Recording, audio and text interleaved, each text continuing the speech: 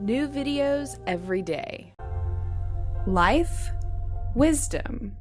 I'm Psyche Truth correspondent Corrina Rachel, and today I'm joined by Dr. Colin Ross. Thank you so much for joining me. Thank you for having me. He's a psychiatrist and author based out of Dallas, Texas.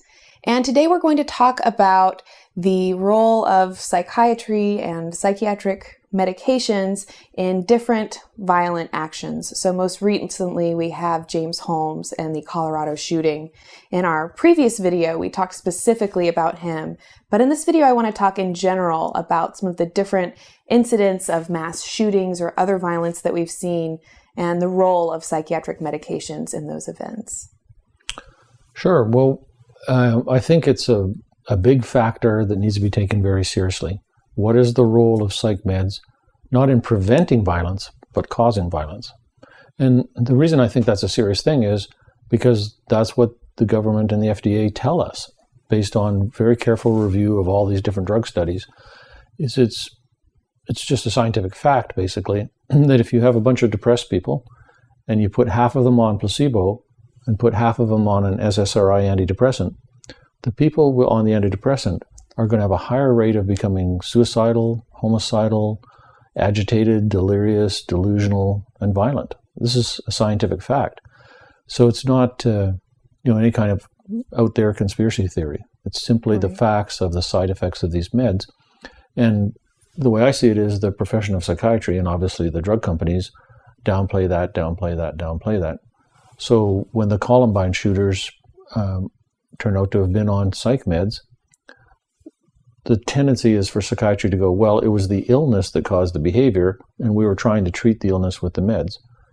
But another possibility that is a serious possibility is the psych meds actually contributed to or were even the sole cause of the violence. Right. And in any individual case, you need to try and assess that. So what are some other examples? We're talking about a case-by-case basis. Some other examples of violence where the person also turned out to be on psychiatric medications. Well, Andrea Yates is well known. She's the Texas mom who killed her children. And she, for a fact, was under psychiatric care and was prescribed psychiatric medications. And the factors in that case are the same as I always want to look at. I would want to know, what's her life story starting from birth? How did she experience being a child? What was her relationship with her mother like? And then in general, how was her marriage? What was her relationship with her children? Was she under a lot of pressure from her husband to have more children, to be off meds, to be locked into a certain social role? Did she feel trapped and hopeless? Not because of a mental disorder, just as a human being, her life story. And then I would want to know depression and or psychosis. How did that factor in?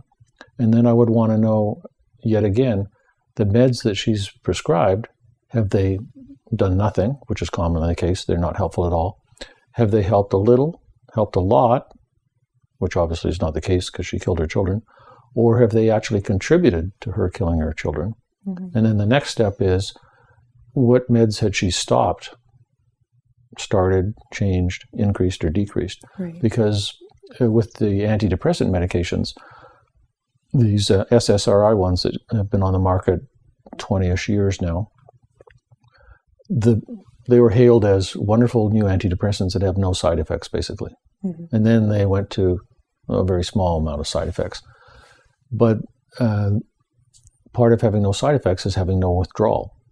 So they were heralded as no risk of withdrawal whatsoever. They just don't cause withdrawal. And then more evidence accumulated, more evidence. Clearly, things happen when you stop these meds abruptly.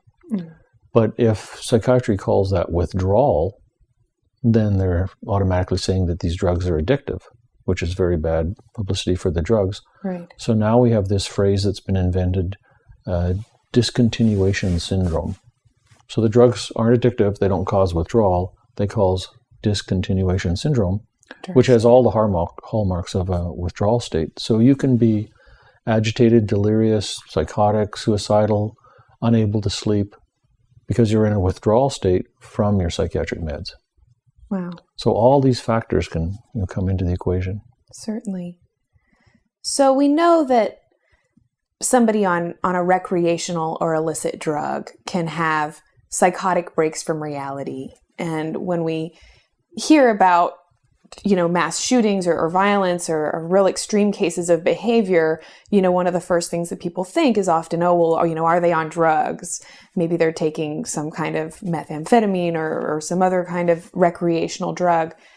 But you're saying that these prescription drugs, these prescribed pharmaceutical drugs, could also have a negative effect on a person's behavior, maybe even, on the same level with the reaction that somebody might have on a recreational drug?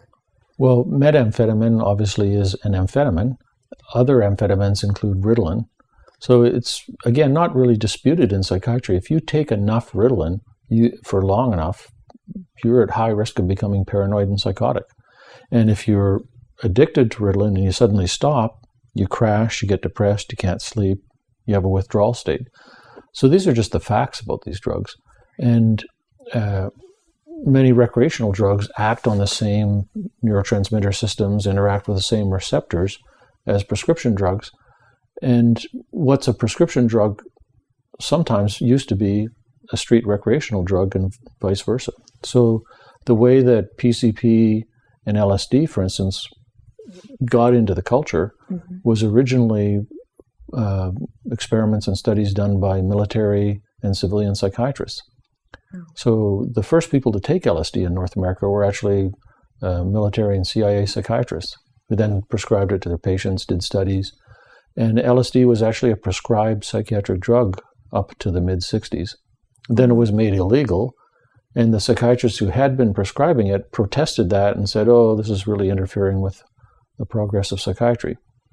Then it becomes a street drug, and now even currently, there are, in mainstream medical schools, psychiatrists starting to say, we need to look into mescaline, LSD, and ketamine, which is can be a hallucinatory drug, is being used for a variety of different purposes in mainstream medical practice.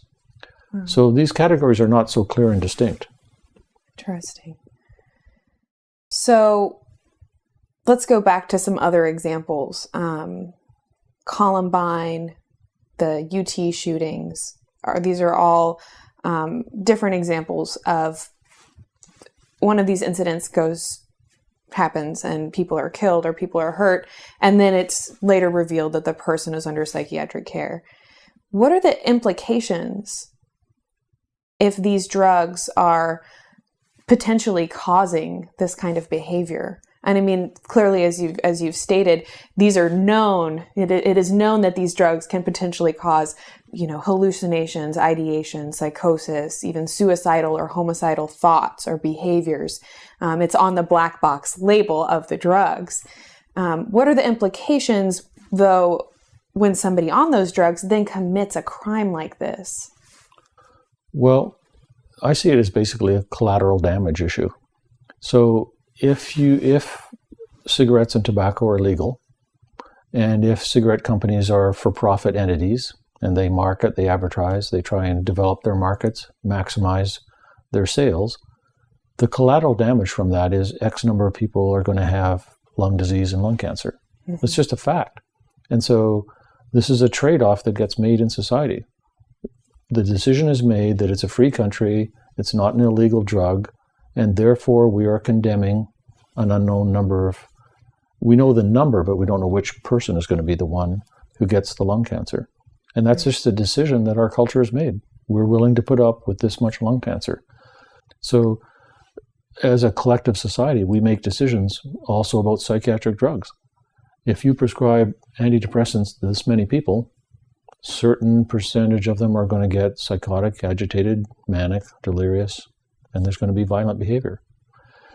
The thing that's different right now with the psychiatric drugs is the denial about that is still in place. Right. So it's like cigarettes in the early 50s, where the family physician is driving, literally in the ad, the family physician is driving down the road in his car to see somebody at their house smoking a cigarette.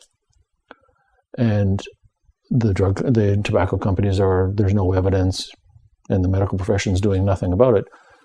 Flash forward 60 years, all members of the population and all physicians know that tobacco causes all these health problems. Right. So we're back in the 50s in terms of getting real about the troublesome side effects of psych meds, including violence. There's been multiple settlements for both civil and criminal actions against the major drug companies for psych meds in the $1 billion plus range per settlement. So this is just a measure of two things. The drug companies are clearly violating the law, and they're unethically marketing and pushing their medications. That's a fact. They're not just doing it a little bit, they're doing it at a level that results in billion-dollar judgments, which are both criminal and civil judgments.